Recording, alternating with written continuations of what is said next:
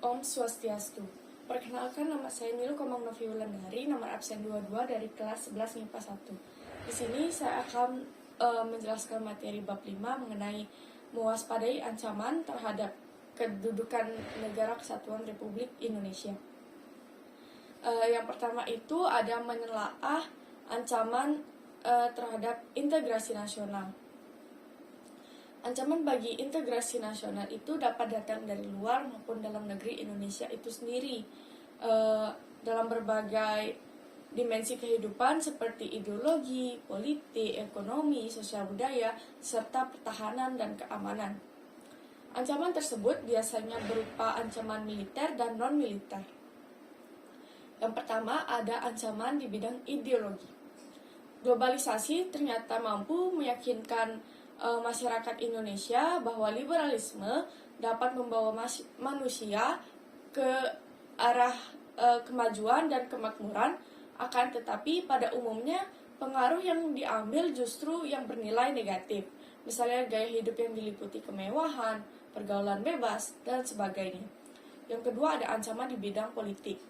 Ancaman di bidang politik dapat bersumber dari luar negeri maupun dari dalam negeri. Dari luar negeri, biasanya ancaman di bidang politik itu dilakukan oleh suatu negara dengan melakukan tekanan politik terhadap Indonesia. Ancaman yang berdimensi politik yang bersumber dari dalam negeri itu biasanya dapat berupa penggunaan kekuatan dalam bentuk pengerahan massa untuk menumbangkan pemerintah yang berkuasa. Lalu yang ketiga ada ancaman di bidang ekonomi. Pengaruh negatif globalisasi ekonomi yang dapat menjadi ancaman kedaulatan Indonesia, khususnya dalam bidang ekonomi, diantaranya yaitu yang pertama, Indonesia akan dibanjiri oleh barang-barang dari luar negeri.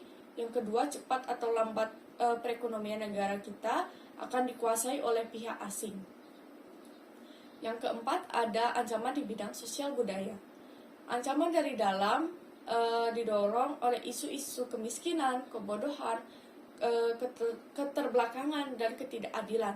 Isu tersebut menjadi titik pangkal tumbuhnya permasalahan seperti separatisme, terorisme, kekerasan, dan bencana akibat perbuatan manusia. Ancaman dari luar timbul sebagai akibat pengaruh negatif globalisasi seperti munculnya gaya hidup konsumtif yang selalu mengkonsumsi barang-barang dari luar negeri, adanya sikap individualisme, dan munculnya gejala westernisasi. Yang kelima, ancaman di bidang pertahanan dan keamanan. Ancaman militer dapat berupa agresi atau invasi, pelanggaran wilayah, pemberontakan bersenjata, sabotase, aksi teror bersenjata, dan ancaman keamanan laut dan udara. Setelah itu ada strategi mengatasi berbagai ancaman terhadap Ipolexos Budankam dalam membangun integrasi nasional. Yang pertama ada strategi mengatasi ancaman di bidang ideologi dan politik, yang terdiri dari mengembangkan demokrasi politik, mengaktifkan masyarakat sipil dalam arena politik, dan menegakkan supremasi hukum. Yang kedua, strategi mengatasi ancaman di bidang ekonomi.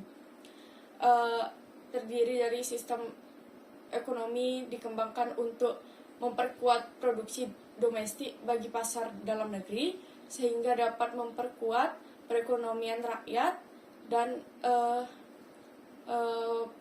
pertanian dijadikan prioritas umum karena masyarakat penduduk Indonesia itu bermata pencarian sebagai petani. Habis itu industri haruslah menggunakan bahan baku dalam negeri sehingga tidak bergantung impor dari luar negeri. Yang ketiga, strategi mengatasi ancaman di bidang sosial budaya. Kesadaran akan perlunya keseimbangan dan keserasian melahirkan toleransi yang tinggi sehingga dapat menjadi bangsa yang berbineka dan bertekad untuk selalu hidup bersatu. Yang keempat, strategi mengatasi ancaman di bidang pertahanan dan keamanan.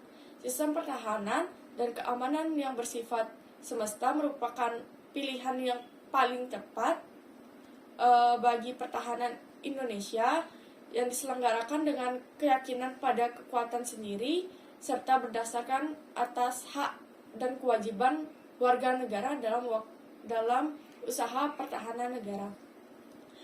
Sekian materi yang dapat saya jelaskan. Jika ada salah pengucapan kata, mohon dimaafkan. Dengan ini saya tutup dengan Paramasanti. Om Santi Santi Santi Om.